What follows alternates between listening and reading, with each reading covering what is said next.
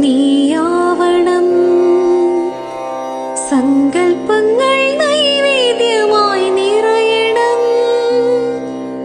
ഗോകുലം വിളയാടണം. ഗായത്രിയിൽ ജന്മപുണ്യമണിയണം.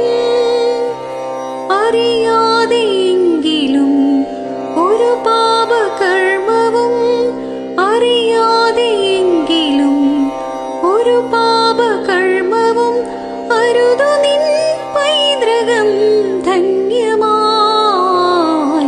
തീരണം. നീലാഞ്ജനപ്പൂ